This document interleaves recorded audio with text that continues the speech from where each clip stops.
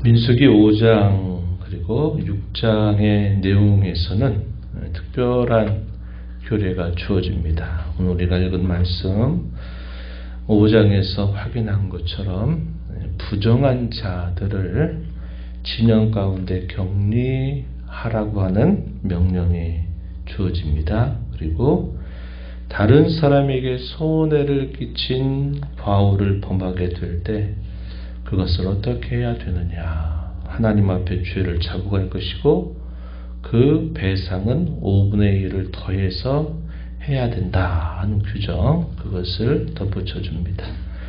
그 특별한 하나의 방법이 소개가 되는데 의심의 소재라는 것을 하나님이 들으게 하십니다. 이게 소위 의심의 법이다 이렇게 부르는 내용들인데, 우리가 읽은 바와 같이 자신의 아내가 다른 사람과 정교를 나눈 간음을 했다고 하는 것이 충분히 의심이 될 때입니다. 의심이 될 때 이것에 대한 증인도 없고 어떻게 해결할 길이 없을 때 그것에 대한 의심의 소재를 드리게 하면서 그것이 실제로 그랬는지 안 그랬는지를 판결하는 그런 제사 규례가 소개됩니다. 의심의 소재 이렇게 소개된 내용이고, 6장에 가면 나실인의 법에 대한 규정이 주어집니다. 이러한 규례들을 덧붙여 주는데, 여기서 중요한 하나의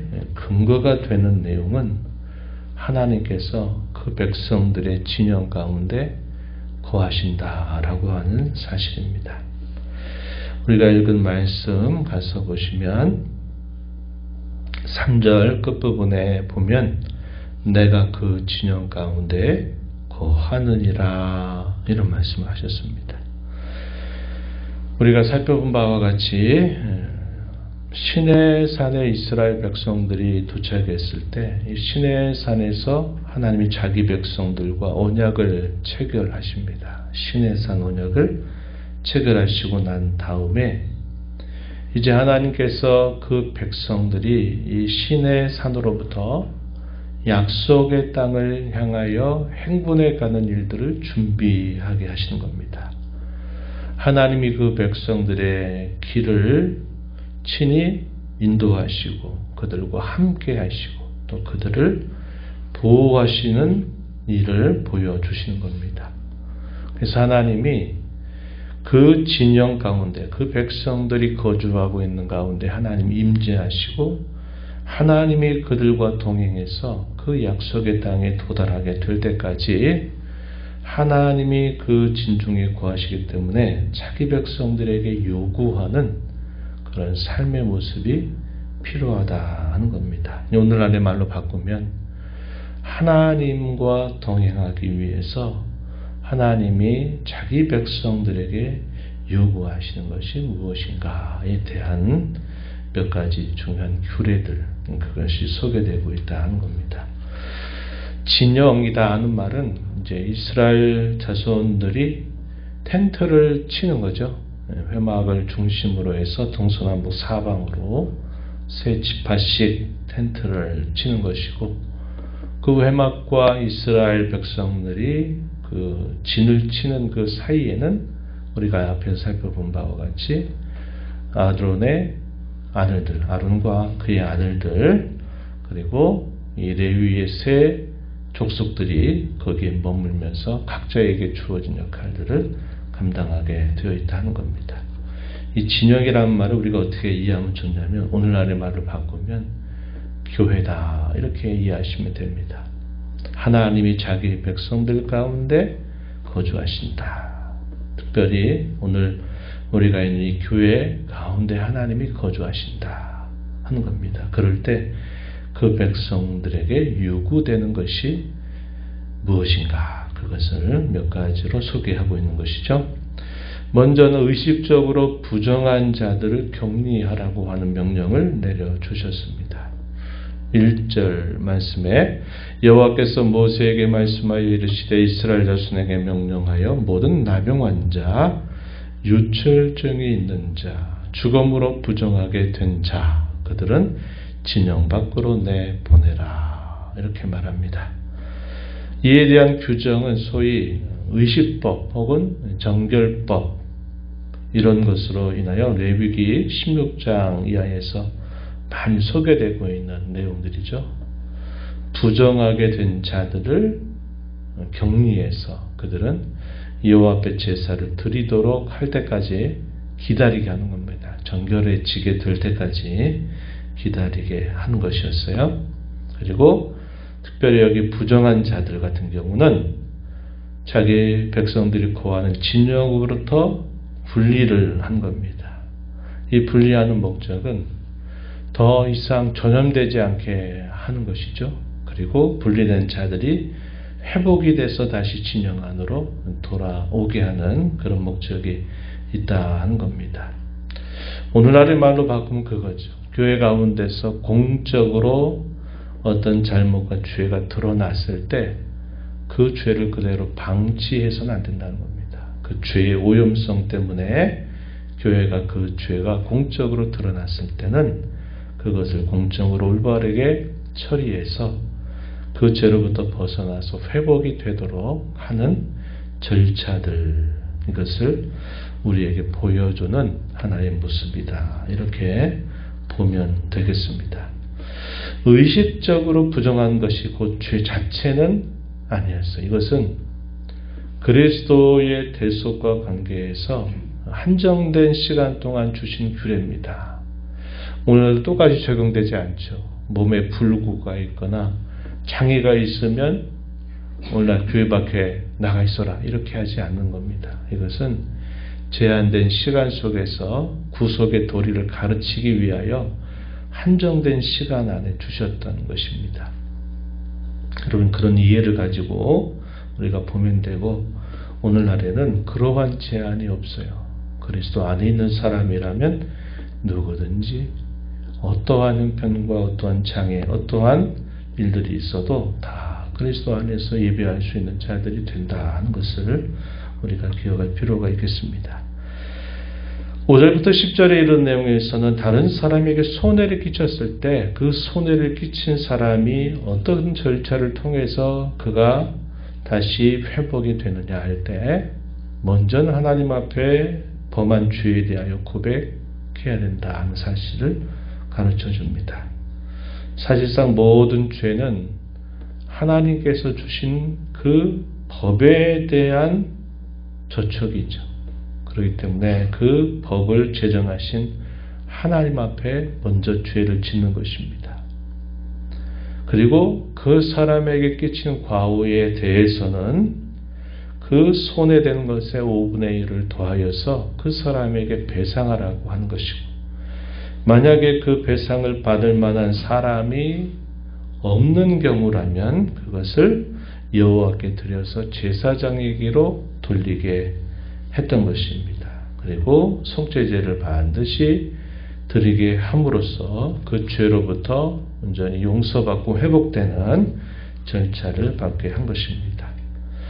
오늘날도 그 원리는 비슷하죠. 우리가 다른 사람에게 의도하지 않거나 또 의도했을 때 어떤 과오를 범하고 손해를 끼치게 될 때는 그냥 내가 하나님 앞에 잘못했다고 회개했으니까 그것으로 끝, 그건 아니다 이 말이죠. 손해배상에 대한 부분들은 우리가 더 반드시 해줘야 된다는 거죠.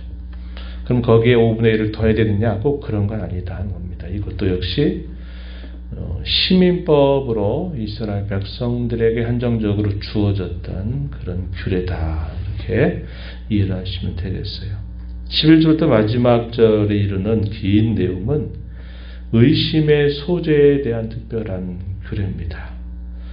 이 중요한 전제는 무조건 자기의 아내가 싫다고 의심하게 해가지고 막 이렇게 해도 된다는 게 아니고, 분명히 상황적으로 봤을 때는 자기의 아내가 다른 사람과 분명히 간음을 행한 것이 충분히 의심이 되는데 그것에 대한 어떤 증거나 증인이 없는 경우, 그게 얼마나 가려내기가 어렵겠습니까? 사람이 가려낼 수가 없는 거죠.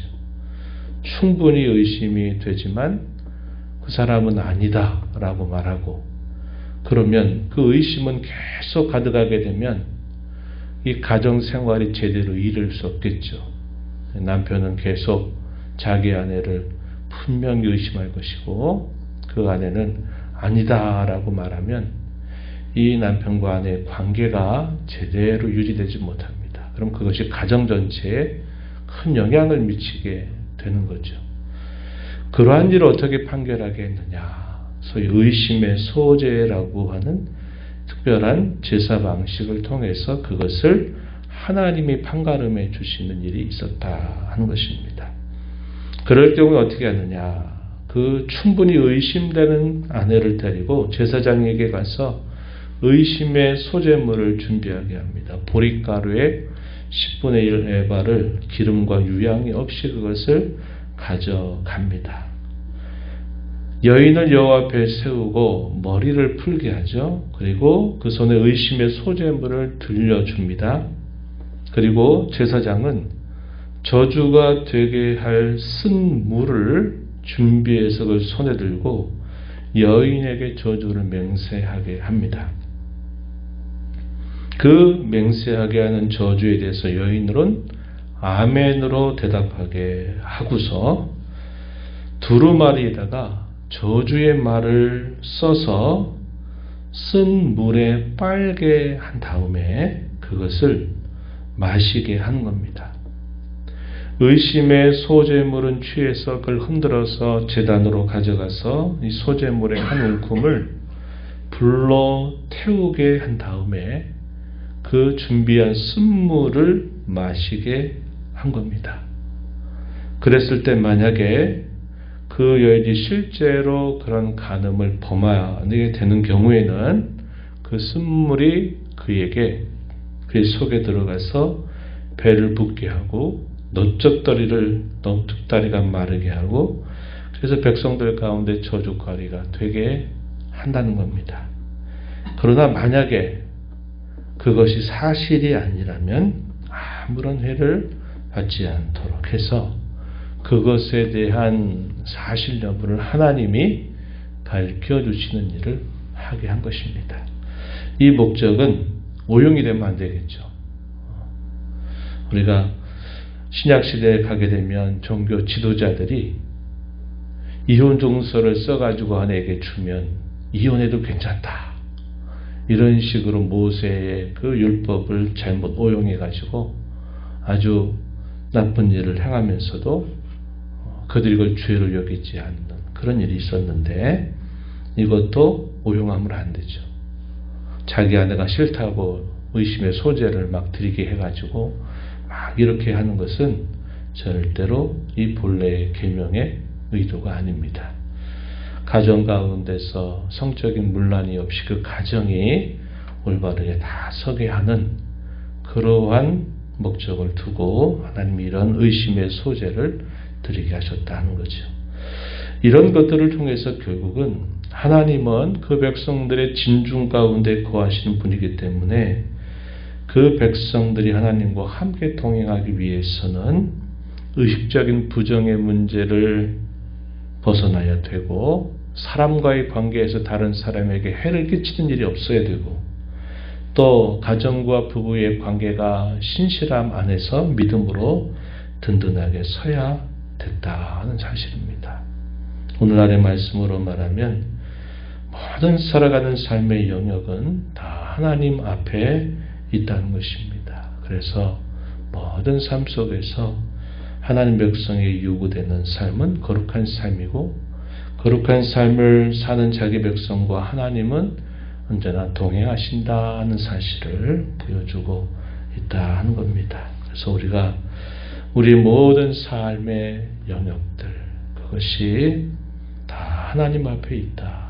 하나님 앞에 거룩한 삶을 살아가야 된다 하는 이 원리를 우리가 기억하면서 하루하루 살아가는 저와 여러분의 삶이 하나님과 동행하는 그런 삶을 살아가야 되겠다 하는 것입니다. 하나님이 자기 백성에게 요구하시는 것은 모든 면에서의 거룩함이다. 이것을 우리가 기억하고 우리가 이런 삶으로부터 벗어나게 될 때는 하나님 앞에 우리의 모든 죄를 고하고 용서받음으로 말미암아 우리가 또다시 이 거룩한 삶의 반열에 들어가는 자세가 요구된다 하겠습니다. 하나님 아버지 감사합니다. 복된 주일 새벽 시간 또 저희들을 깨워주셔서 오늘도 아버지 앞에 저희의 걸음을 인도하시며 주의 말씀을 통하여 하나님은 진영 가운데 거하시는 분이심을 보여주십니다. 오늘 교회를 이루는 저희들 가운데 함께 하시는 하나님이심을 늘 기억하고 그 하나님 앞에서 의식적인 부정이라든지 다른 사람과의 관계에서 과오를 범한 일이라든지 또 가정 안에서 여러 성적인 분란과 또 여러 분열들이 있을 때 그런 문제들을 어떻게 해결해야 될지에 관하여 말씀을 함께 읽었습니다. 하나님은 자기 백성들에게 오늘 저희에게 거룩한 삶을 요구하고 계심을 배웁니다.